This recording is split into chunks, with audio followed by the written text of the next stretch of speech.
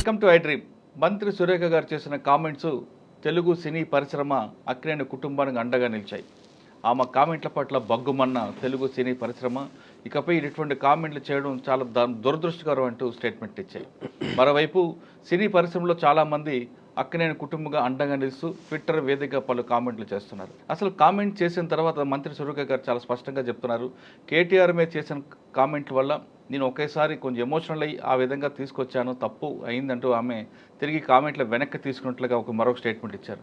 కానీ ఒక వ్యక్తిని కించపరిచి తర్వాత క్షమాపణ చెప్పడం ఎంతవరకు కరెక్టు, ఇటువంటి కేసుల్లో ఏ విధంగా ముందుకు వెళ్ళాలి అనే విషయం అంతా మాట్లాడడానికి హైకోర్టు అడ్వకేట్ చింతల శ్రీకాంత్ గారు ఉన్నారు. ఆయన అడిగి ఇందులో చాలా క్లారిటీగా ఒక వ్యక్తిని డిఫెమ్ చేసినప్పుడు పరువు నష్టం కేసు వేయచ్చా లేదా క్రిమినల్ కేసు వేయచ్చా అనే విషయాన్ని నేను అడుగుదాం.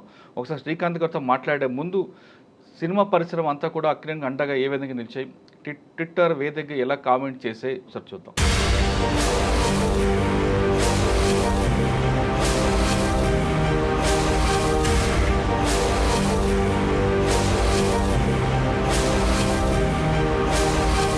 కొండా సురేఖ గారు సమంతకి అపాలజీ చెప్పడం అనేది అంతకన్నా స్టూపిడిటీ అయితే నేను చూడలేదు.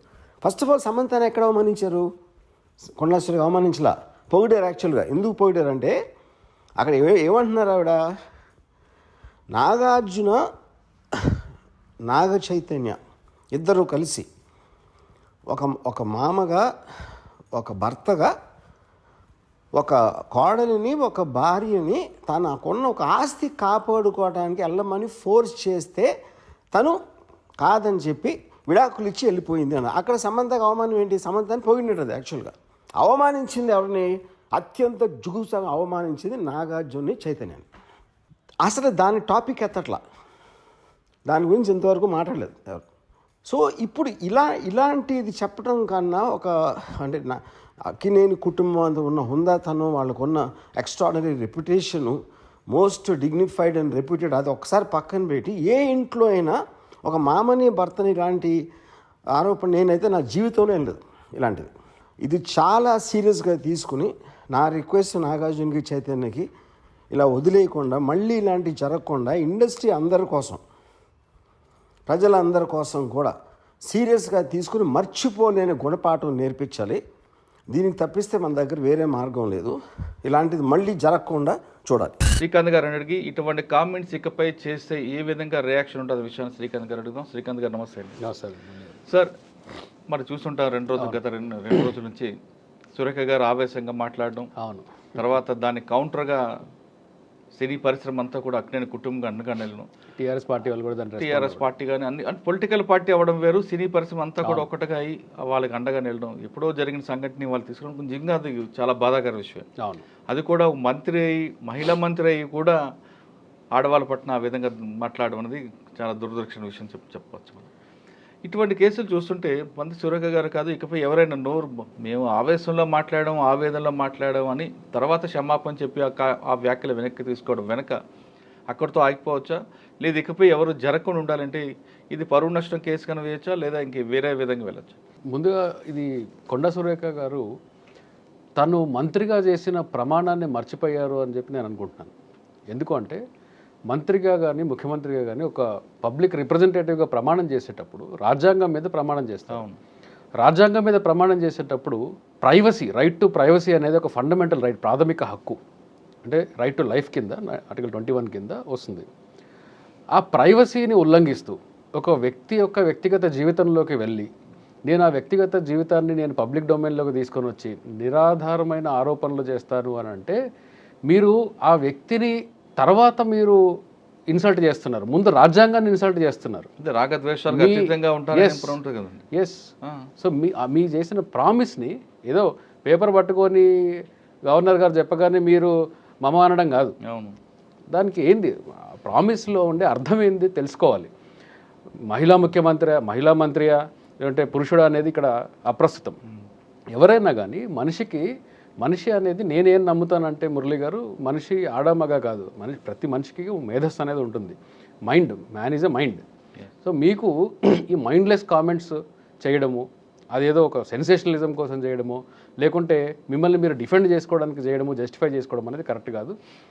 ఫండమెంటల్గా కొండా సురేఖ గారు లేదా ఇలాంటి వ్యాఖ్యలు ఎవరు చేసినా కానీ వ్యక్తిగత జీవితాల్లోకి వెళ్ళి ఎవరు చేసినా కానీ వారు చేసిన ప్రమాణానికి, రాజ్యాంగం మీద చేసిన ప్రమాణాన్ని వాళ్ళు ఉల్లంఘిస్తున్నారు, రాజ్యాంగాన్ని వాళ్ళు ఉల్లంఘిస్తున్నారు, రాజ్యాంగాన్ని కించపరుస్తున్నారు అని నేను అనుకుంటాను. అంటే ఇది ఫండమెంటల్ రైట్. మహిళ పక్కన పెట్టేసేయండి, ఇది ఫండమెంటల్ రైట్. ఇది ఫండమెంటల్ రైట్ని వైలేట్ చేసే హక్కు మీకు నాకు లేదు. మనకు పబ్లిక్ రిప్రజెంటేటివ్ ఇంతమంది ఓట్లేసి గెలిపించినందుకు ఎందుకు?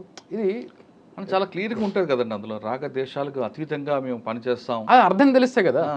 ఏదో చదివారని ఇప్పుడు చదివి ఉంటారు అంతే, అట్లాగే ఉండదు. ఇప్పుడు నేను అదే చెప్పాలి, అదే ఆరోపణ చేయాలి నేను.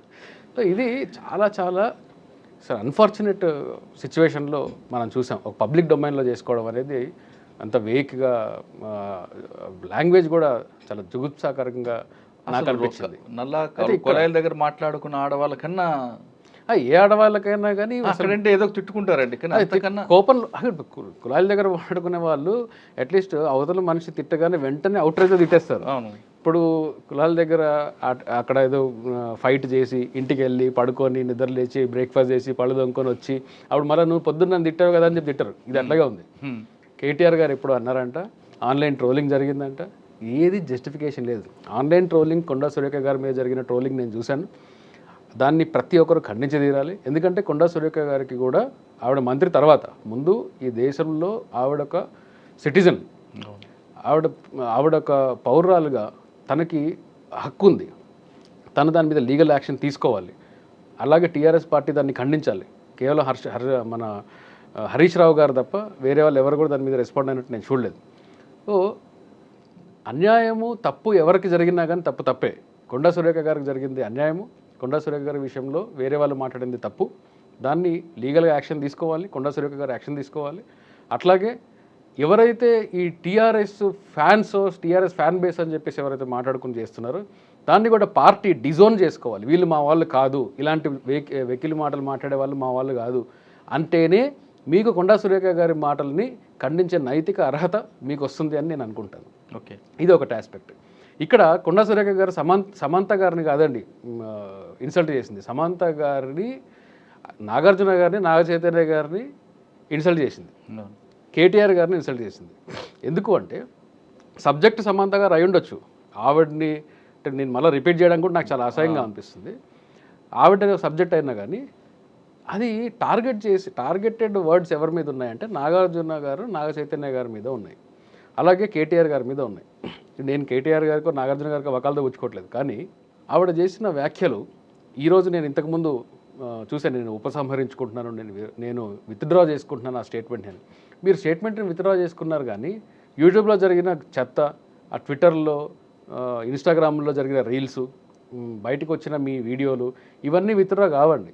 అవన్నీ పబ్లిక్ డొమైన్లో అట్లాగే ఉంటాయి. అవన్నీ విత్డ్రా ఏందనుకుందామండి, కానీ ఆమెకి తగలాల్సిన మానసిక తగిలింది కదా. అబ్సల్యూట్లీ. వీళ్ళు సినీ పరిశ్రమలో ఉన్నారు అనేది ఒక అంశం. సాధారణ పౌరుడికి కూడా నన్ను మిమ్మల్ని అన్నా ఒకటే, సినీ పరిశ్రమలో ఉన్నవన్నా ఒకటే. కాకపోతే వాళ్ళు లైమ్ లైట్లో ఉంటారు కాబట్టి పబ్లిక్ డొమైన్లో పబ్లిక్ అటెన్షన్ అనేది ఉంటుంది కాబట్టి ఇప్పుడు దాన్ని ఎవరిని ఏమైనా అన్నారు అంటే నా చుట్టూ ఉండే ఒక 10 మందికి తెలుస్తుంది, 100 మందికి తెలుస్తుంది. కానీ పబ్లిక్ డొమైన్లో ఉన్న సెలబ్రిటీస్ లైఫ్స్ ఏమవుతుందంటే పబ్లిక్ అటెన్షన్ అనేది వాళ్ళ మీద ఉంటుంది. కాబట్టి ఆ పబ్లిక్ అటెన్షన్ వల్ల డ్యామేజ్ అనేది చాలా ఎక్స్టెన్సివ్గా డ్యామేజ్ జరుగుతుంది. ఒక సాధారణ పౌరుడికి జరిగే డ్యామేజ్ కన్నా లైమ్ లైట్లో ఉండే వాళ్ళకి లైఫ్స్ని వీళ్ళకని టచ్ చేస్తే దానిలో జరిగిన డ్యామేజ్ ఎక్కువ. నిజమా కాదా అనేది కాకుండా ప్రతి ఒక్కరికి కూడా కామన్గా వీళ్ళ లైఫ్స్ ఇంతేనేమో, రాజకీయ నాయకులు ఇంతేనేమో అనేది ఒక సమాజంలో ఇట్లాంటి ఒక ఒపీనియన్ని మీరు మంత్రి అయ్యి ఉండి అలాంటి ఒక ఒపీనియన్ని మీరు క్రియేట్ చేయడం అనేది చాలా ప్రమాదకరం. ఆ సొసైటీ ఎలా తయారవుతుందనే ఆందోళన అలా కలిగింది. సార్ సాధారణంగా సినిమా వాళ్ళండగానే ఎందుకంటే అంత చిన్న చూపు, వాళ్ళు మనుషులే, వాళ్ళు ఆ షోకేస్లో బొమ్మలు ఏంటండి, వాళ్ళకున్న కష్టాలు వాళ్ళకుంటే వాళ్ళు బయటకు చెప్పుకోలేరు. అంటే గ్లామర్ ఇండస్ట్రీలో ప్రపంచవ్యాప్తంగా కూడా గ్లామర్ ఇండస్ట్రీ మీద వాళ్ళు మనలాంటి మనుషులే కదండి. రాయి వేసినప్పుడు వాళ్ళకి మనసు ఉంటుంది, వాళ్ళకి బంధువులు ఉంటారు, వాళ్ళకి కుటుంబం ఉంటుంది. అవును, అబ్సల్యూట్లీ. సినీ పరిశ్రమ ఏ ఇండస్ట్రీ అయినా కానీ మనుషులే. వాళ్ళు అన్నట్లుగా సామాన్యుడికి అన్నారు పక్కింటి వాడికి మాట్లాడతాడు, కొంతమందికి తెలుస్తుంది, వాళ్ళు లైమ్ లైట్ లో ఉంటారు కాబట్టి చాలా తక్కువ, మొత్తం ప్రపంచం తెలుస్తుంది. ఇంకా సామాన్యుడు కూడా వాళ్ళ గురించి మాట్లాడే అవకాశం కల్పించట్టు సొసైటీలో ఒక మానసికత తయారవుతుంది. ఇంతే కావాలా, అంతే, వీళ్ళు ఇంతే కావాలా అని చెప్పేసి ఒక ఒపీనియన్ తయారవుతుంది. ఇప్పుడు మీరు ఇండస్ట్రీతో ప్రత్యక్షంగాను పరోక్షంగాను మీకు కొంత తెలుసు కాబట్టి ఓ ఇది ఇది తప్పు అని ఒక విజ్ఞత మీకు ఉంటుంది. ఇప్పుడు కామన్ మ్యాన్ ఎక్కడో ఏదో విలేజ్లో ఉంటాడు, ఈ వీడియో ఒకటే చూస్తాడు, వీడియో చూడగానే అతనికి వచ్చే ఒపీనియన్ ఏంటి? జనరల్ సినిమా వాళ్ళంతా ఇంతే. దానివల్ల ఏమవుతుంది అంటే అంటే ఆ అమ్మాయి ఒక కాదు, మొత్తం టోటల్ పరిశ్రమకి ఎఫెక్ట్ అవుతుంది కదా. Yes exactly. దానివల్ల ఏమవుతుందంటే రేపు ఎవరన్నా ఒక ఇండస్ట్రీకి వెళ్ళాలి అనుకుంటే రేపు లాయర్ ఇండస్ట్రీ మీద అనొచ్చు అండి ఎవరన్నా, అవును. సినిమా ఇండస్ట్రీ అన్నారు, రేపు లీగల్ ఫెటర్నిటీని ఎవరన్నా అనొచ్చు, రేపు మెడికల్ ఫెటర్నిటీని ఎవరన్నా అనొచ్చు. అలాగే అన్నప్పుడు ఏమవుద్దంటే వారి ఇంట్లో ఉండే మహిళల్ని బయటికి వెళ్ళనివ్వకుండా అడ్డుకునే ప్రయత్నాలు చేస్తారు. ఈ ఇండస్ట్రీ ఇలా ఉందంట, నువ్వు కూడా ఇలా అయిపోతావేమో అని చెప్పి ఒక డెవలప్మెంట్ని మనం అడుగుతాం. ఒక ఇండస్ట్రీని కొలాప్స్ చేయడానికి కూడా ఇది పరోక్షంగా టాలెంట్ని రానివ్వకుండా చేయడానికి చాలా విధాలు దీని ఎఫెక్ట్స్ ఉంటాయి, దీని ఈవిల్ ఎఫెక్ట్స్ చాలా ఉంటాయి. అంటే ఇప్పుడు విత్డ్రా చేసుకున్న డ్యామేజ్ జరిగిపోయింది. కాబట్టి నేను అడ్వైజ్ ఇవ్వను, కానీ ఏం చేయాలి అనే అడ్వైజ్ నేను ఇవ్వను, అది నా పని కాదు. కానీ ఒక వ్యక్తికి తనని ఎవరైనా డిఫేమ్ చేసినప్పుడు ఖచ్చితంగా ఒక క్రిమినల్ డిఫేమేషన్ కేసు వేసి, అలాగే సివిల్ డ్యామేజెస్ కూడా, భారీ సివిల్ డ్యామేజెస్ కూడా వాళ్ళకి స్థాయి ఉంది కాబట్టి భారీ సివిల్ డ్యామేజెస్ని కూడా క్లెయిమ్ చేస్తే, ఒకసారి శిక్ష పడితే అప్పుడు ఇంకోసారి మాట్లాడడానికి పబ్లిక్ డొమైన్లో ఎలా మాట్లాడాలి, పబ్లిక్ డొమైన్లో మేము మాట్లాడే ముందు వెనకాల ఎలా ఆలోచించుకోవాలనేది ప్రతి ఒక్కరు కూడా ఆలోచించుకుంటారు. అలా కాకుండా ఏదో వాడి పాపన వాడు పోతాడులే అనుకుంటే ఇట్లాంటి పిచ్చి పిచ్చి కామెంట్స్ చేయడం అనేది చాలా నార్మలైజ్ అయిపోతుంది. ఇది నార్మలైజ్ అవ్వకూడదండి. కానీ కొండా సురేఖ గారికి ఒక కామెంట్ చేసినందుకే ఆవిడ బాధపడ్డారు. ఆవిడ కూడా ఇంకొక మహిళ మీద కామెంట్స్ ఎందుకు ఆలోచించలేపారండి? ఆ విచక్షణ ఎందుకు కోల్పోయింది ఆవిడ? పొద్దున మహిళ మీద గబాండ వేస్తున్నానే పొద్దున చూశాను నేను భావోద్వేగానికి గురయ్యాను. ఆ భావోద్వేగానికి గురై నేను అలాంటి మాటలు అన్నాను. నేను చూసుకున్నప్పుడు నాకే బాధ అనిపించింది. అంటే మీ బాధ అనిపించింది, కానీ విక్టిమ్ అక్కడ వేరే వాళ్ళని చేశారు. మీరు ప్రస్తుత మంత్రి, మాజీ మంత్రి గారితో మీకు గొడవ ఉంది, పొలిటికల్ రైవల్స్ ఉంది, మీరు చూసుకోండి. మీరు మనకు ఇప్పుడు మామూలుగా ఇంగ్లీష్లో పార్లమెంటరీ బిహేవియర్ అంటే హుందాగా నడుచుకోవడం అని అర్థం. ఇప్పుడు ప్రజెంట్ ఏంటంటే పార్లమెంటరీ బిహేవియర్ అంటే ఒకరినొకరు తన్నుకోవడం, తిట్టుకోవడము, కుర్చీలు వేసుకోవడం అని అర్థం. మీరు తన్నుకోండి, తిట్టుకోండి, పబ్లిక్ ఎంటర్టైన్మెంట్ బాగా ఇస్తున్నారు. కానీ మీ ఇద్దరికీ సంబంధం లేని మూడో వ్యక్తిని లాక్కొని వచ్చి వాళ్ళ లైఫ్లో ఇప్పుడు ఎవరెవరిని అన్నారు? సమంత గారిని అన్నారు, నాగార్జున గారిని అన్నారు, తర్వాత నాగ చైతన్య గారిని అన్నారు, రకుల్ ప్రీత్ సింగ్ని అన్నారు, తర్వాత కేటీఆర్ గారిని అన్నారు, ఇంకా చాలా మంది అంటూ చాలా మంది అని చెప్పేసి అనుకుంటున్నారు. చాలా మంది అంటే నేను ఎవరిని ఊహించుకోవాలి? ఇప్పుడు కాసేపు పక్కన పెడదాం. వీళ్ళందరూ కూడా ఖండించారుగా మీరు అన్న తప్పని. ఇప్పుడు కేటీఆర్ మీద మీరు ఆరోపణ చేశారు, ఎవరు దాన్ని సర్టిఫై చేయాలి? నాగార్జున గారు సర్టిఫై చేయాలి, చైతన్య గారు సర్టిఫై చేయాలి, లేదా సమంత గారు చెప్పాలి. పోనీ అవునవును నేను దీని మీద కామెంట్ చేయదలుచుకోలేదు అనేసి ఆవిడ డౌట్ని రేజ్ చేసి ఉంటే కొండా సురేఖ గారు బహుశా నిజమయ్యేవాళ్ళు. చాలా క్లియర్గా అన్అంబిగ్యుయస్గా వాళ్ళని ఖండించి ఇది తప్పు అని చెప్పారు. సమంత గారు ఖండించారు, అమలా ఖండించారు, నాగార్జున అందరూ. అంటే వాళ్ళ అక్కినేని కుటుంబానికి చాలా మంది సపోర్ట్ చేశారు ఇక్కడ. అవును, సినీ పరిశ్రమ సంబంధించి ప్రతి ఒక్కరు కూడా తప్పు. ఆఖరికి కొండా సురేఖ గారితో వాళ్ళ ఫ్యామిలీతో సినిమా తీసిన రామ్ గోపాల్ వరం గారు కూడా ఖండించారు. ఓకే, ఆయన కొండా మురళి ప్రొడ్యూసర్గా ఒక సినిమా తీశారు వాళ్ళు. ఓకే, తెలియదు ఆర్జీవితో. ఓకే, ఆయన ఆర్జీవి కూడా ఒక ప్రొడ్యూసర్ అనే విషయం తప్పు ఎవరు చేసినా తప్పేనండి. నా ప్రొడ్యూసర్ అనే విషయం పక్కన పెట్టి ఈ విషయం తప్పు కాబట్టి ఆయన కూడా ఖండించారు. అందరూ తప్పు ఎవరు చేసినా తప్పే. హుందాతనం అనేది మనకు పబ్లిక్ డొమైన్లో ఉన్న వాళ్ళు కొంచెం ఆచితూచి మాట్లాడాలడానికి ఇది ఒక రైట్ ఎగ్జాంపుల్ ఇది. ఓకే సార్, ఇటువంటి కేసుల్లో ఇప్పుడు ఆవిడ విత్డ్రా చేసుకున్నా సరే జరగాల్సిన నష్టం జరిగింది, వాళ్ళ కుటుంబానికి జరిగింది. XYZ అని పేరు పెట్టారు కాబట్టి మీరు అన్నట్లుగా సామాన్యుడు ప్రతి ఒక్కరు కూడా వాడి బుర్రలో ఆలోచన అంతే రేట్ తీసుకొచ్చారు. ఈ కేసుల్లో క్షమాపణ చెప్పారు కాబట్టి ఆగిపోవచ్చా? లేదు ఇకపై ఇటువంటి సంఘటనలు జరగకుండా ఎవరైనా కరెక్ట్గా పుల్ స్టాప్ పడాలి అంటే ఏం చేయాలి? ప్రాపర్గా క్రిమినల్ ఇంటిమిడేషన్, క్రిమినల్ డిఫమేషన్ ఇంతకుముందు 499, 500 ఉండేది, ఇప్పుడు 356 ఎక్కడ ఉంటుంది. అవును, 356 ఐ థింక్ సో. కొత్త BNSలో 356 అనుకుంటా, 356 సబ్-క్లాస్ 1 ఇది ఉండాలి. 499, 500 క్రిమినల్ ఇంటిమిడేషన్ ఈ చట్టాల కింద. అట్లాగే సివిల్ డ్యామేజెస్ని కూడా క్లెయిమ్ చేస్తూ, ఎందుకంటే ఆల్రెడీ డ్యామేజ్ జరిగిపోయింది కాబట్టి క్లెయిమ్ చేస్తూ ప్రాపర్ లీగల్ స్ట్రాంగ్ యాక్షన్ తీసుకుంటే ఇంకొకసారి ఇలాంటివి జరగకుండా ఉంటాయి. అంటే ఇప్పుడు సమంతగా అక్కినేని ఫ్యామిలీ వాళ్ళ మీద డిఫర్మేషన్ వేశారు అనుకుంటే సివిల్ సూట్. ఎంత పరువు నష్టం జరిగింది వేయచ్చు అంటే వాళ్ళకి అంటే IT returns ప్రకారం? అది అసెస్ చేసుకోవాలండి. అది వాళ్ళు అసెస్ చేసుకోవాలి, ఎంత క్లెయిమ్ చేస్తారు, ఎంత డ్యామేజ్ జరిగింది. ఓకే, అటువంటి కేసుల్లో ఒకవేళ వేయాలనుకోండి 1% కోర్టు ఫీజు కట్టాలంట, నిజమైనది? కోర్ట్ ఫీజ్ యాక్ట్ నాకు అంత ఐడియా లేదండి. సివిల్ డిఫమేషన్ వేసినప్పుడు కోర్ట్ ఫీజ్ యాక్ట్ ప్రకారం ఉంటుంది. మోస్ట్ లైక్లీ అంతే ఉండొచ్చు, మోర్ ఆర్ లెస్ 1.5 వరకు ఉండొచ్చు. అంటే నాకు ₹1 నష్టం అంతే. జరిగింది. క్లెయిమ్ ఎంతైతే అడుగుతామో ఆ క్లెయిమ్ అడిగిన దాంట్లో మీకు ఆల్మోస్ట్ 1 to 2% మధ్యలో ఉంటుంది. ఓకే, ఆల్రెడీ విత్డ్రా చేసుకున్నాను కాబట్టి విత్డ్రా చేసుకున్నా కానీ నేను అదే చెప్తున్నా, సాధారణంగా ఇప్పుడు కంటెంప్ట్ కేసెస్లో కూడా కోర్టు ముందు ఒక కంటెంప్ట్ కేసు వచ్చింది అనుకోండి, జడ్జి గారు ఆర్డర్ని కంటెంప్ట్ చేసే మీరు వైలేట్ చేశారు కాబట్టి సివిల్ కంటెంప్ట్, క్రిమినల్ కంటెంప్ట్ ఉంటాయి. చేసినప్పుడు వాళ్ళు మామూలుగా క్షమాపణ చెప్పి మనం చూసాం, మన ప్రశాంత్ భూషణ్ గారి దీనిలో చూసాము. తర్వాత ఆవిడ పేరేంటి, రైటర్ అరుంధతి రాయ్ గారి దాంట్లో చూసాము. ₹1 ఫైన్ వేయడము, 1 day పెట్టడము, క్షమాపణ చెప్పమని అడగడము, ఇలాంటివి చూసాం మనం. క్షమాపణ చెప్తే మామూలుగా విత్డ్రా చేసేసుకుంటే అది అక్కడితో అయిపోయింది అని అనుకోవచ్చు. కానీ డ్యామేజ్ అనేది ఇప్పుడు మనము సోషల్ మీడియా దీనిలో ఉన్నాం. ఒక్కరోజు కొన్ని లక్షల మంది ఒకటే రోజు ఆ వీడియోని చూశారు. డ్యామేజ్ అనేది ఆల్రెడీ జరిగిపోయింది. డ్యామేజ్ని విత్డ్రా చేసుకున్నంత మాత్రాన అక్కడ కాంపెన్సేషన్ రాలా. విత్డ్రావల్ అనేది ఓకే, మీకు క్రిమినల్ కేసెస్ నుంచి మిమ్మల్ని కాపాడొచ్చేమో, మీ ఇంటెన్షన్ అది కాదని చెప్పి సబ్సిక్వెంట్గా చూసుకున్నారు కాబట్టి. కానీ సివిల్ డ్యామేజ్లో మాత్రం ఖచ్చితంగా వాళ్ళు భారీ సివిల్ డ్యామేజెస్ని క్లెయిమ్ చేయొచ్చు. సార్, ఇప్పుడు ఇక్కడ సమంత సెపరేట్ అయ్యారు, అక్కినేని ఫ్యామిలీ సెపరేట్ అయ్యారు. ఆ అమ్మాయికి ఇప్పటికే డైవర్స్ అయిందని నాకు ఒక మానసిక క్షోభకు ఉంది. ఎంత చెప్పుకున్నా కాదన్నా ఆమెకైతే బాగా నష్టం జరిగింది. అంటే మనం అట్లా అనలేమండి మురళి గారు. సందర్భం వచ్చింది కాబట్టి నేను ఒకటి చెప్తాను. డైవర్స్ అయింది కాబట్టి మానసిక క్షోభ ఉంది అంటే, మానసిక క్షోభ ఉంది కాబట్టి డైవర్స్ అయిందేమో అయిండొచ్చు. అది అంటే అది ఓకే, ఒప్పుకుంటా. కానీ ఎంత జరిగినా ఆమెకైతే చిన్న ఇబ్బంది ఉంటుంది కదండి. ఎవరికైనా ఉంటుందండి డైవర్స్, ఎవరికి కూడా బయటపడాలని, ఆ ఇష్యూ నుంచి బయటపడాలని చూసుకున్న క్రమంలో మళ్ళీ వచ్చి పడింది. అంటే మానుతున్న గాయాన్ని మరొకసారి ఆవిడ లేపినట్టుంది. ఇప్పుడు ఈ కేసులో ఆమె సెపరేట్ అయ్యారు కాబట్టి ఆమె ఒక కేసు, అక్కినేని ఫ్యామిలీ కేసు వేయచ్చా, ఇద్దరు కలిపి వేయచ్చు? ఈ కేసులో ఇన్వాల్వ్ అయిన మేజర్లు అందరూ కలిసి ఒక్కొక్క కేసు వేసుకోవచ్చు ఇండిపెండెంట్గా. అంటే నాగార్జున గారు ఒకటి వేయచ్చు, సమంత గారు ఒకటి వేయచ్చు, లీగల్గా వేయచ్చు, రకుల్ ప్రీత్ సింగ్ వేయచ్చు, నాగార్జున గారు వేయచ్చు, సమంత గారు వేయచ్చు, నాగ చైతన్య గారు వేయచ్చు, కేటీఆర్ గారు వేయచ్చు. ఈ పేర్లు మాత్రం నాకు గుర్తున్నాయి కాబట్టి చెప్తున్నాను. ఆవిడ నోటిచ్చే పేర్లు కాబట్టి వాళ్ళందరూ వేసుకోవచ్చు అంతే.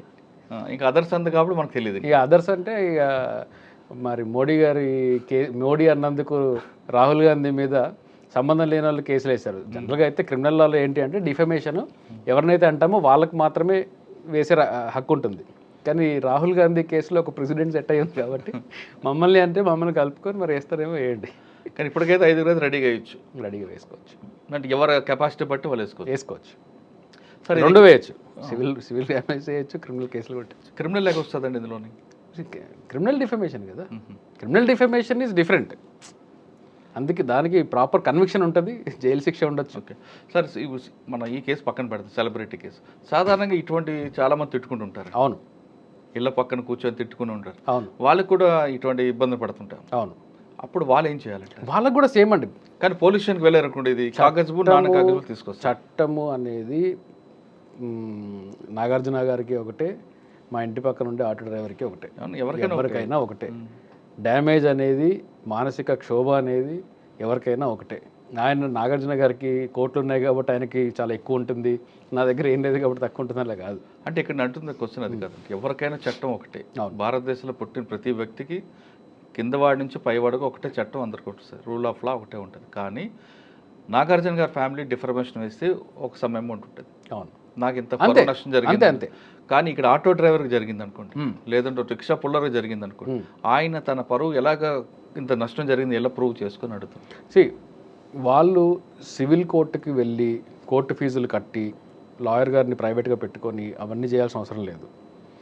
క్రిమినల్ కోర్టు పోలీస్ స్టేషన్కి వెళ్ళొచ్చు, లేదంటే ప్రైవేట్ కంప్లైంట్ వేసుకుంటే క్రిమినల్ కేసెస్లోనే ఈ డిఫమేషన్ అనేది. ఓకే, పోలీస్ స్టేషన్కి వెళ్తే ఇది కాగజబుల్, నాన్ కాగజబుల్ అంటారు. తిట్టుకున్నారు కదా మాట్లాడుతాను కోర్టు.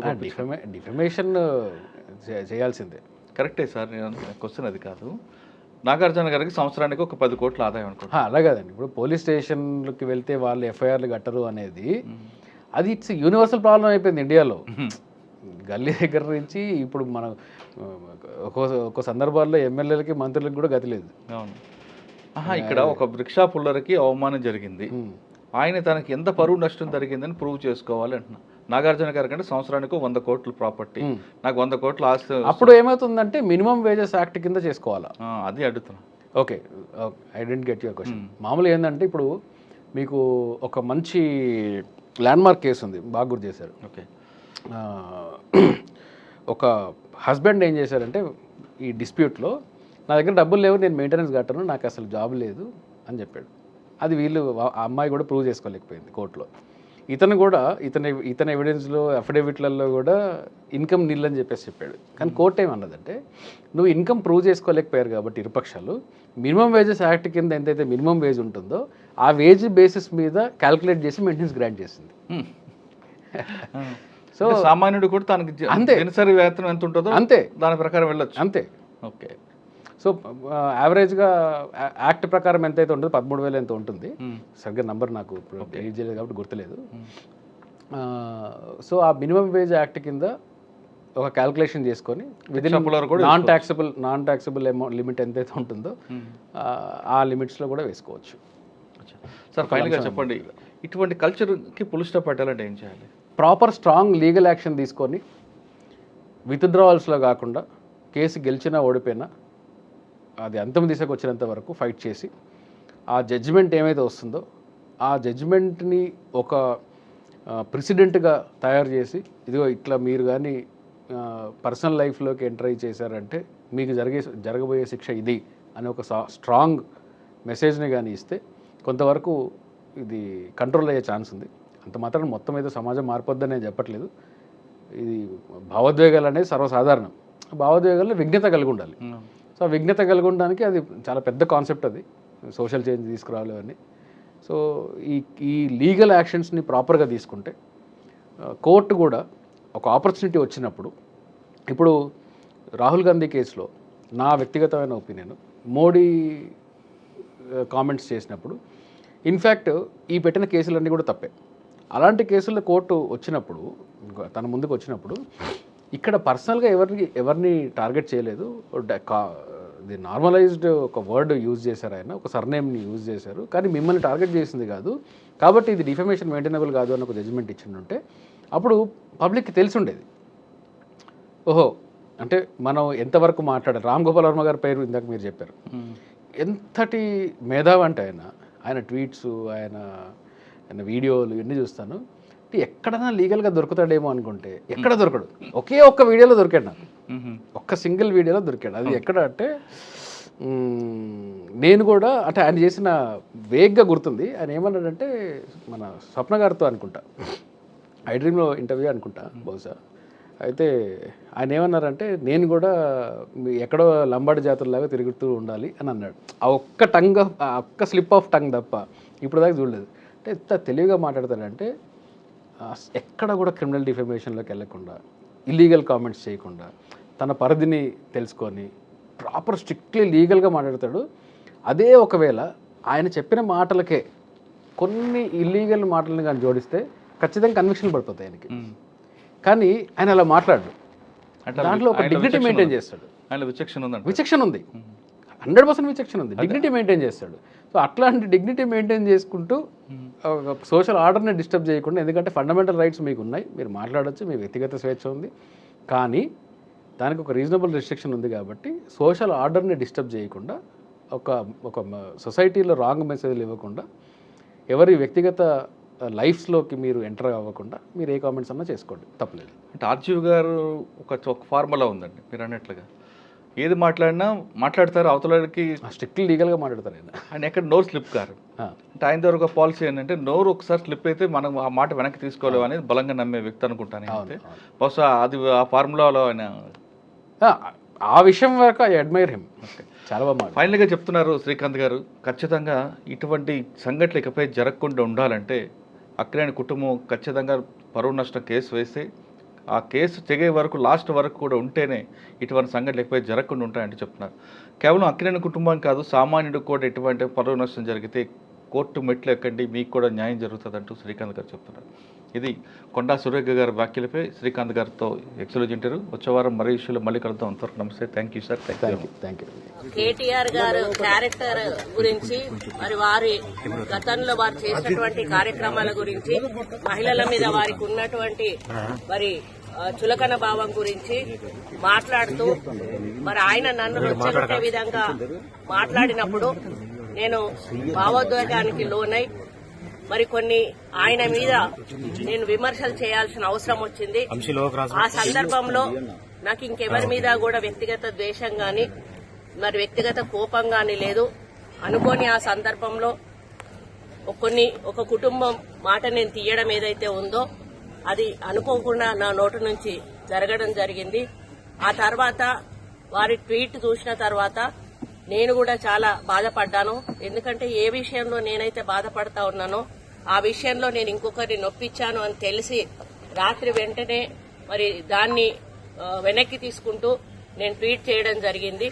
కాబట్టి నాకు జరిగిన అవమానం, నేను పడ్డ బాధ ఇంకొకరు పడకూడదు అనేటువంటి ఒక ఆలోచనతోటి నేను బేషరతుగా దాన్ని వెనక్కి తీసుకోవడం జరిగింది.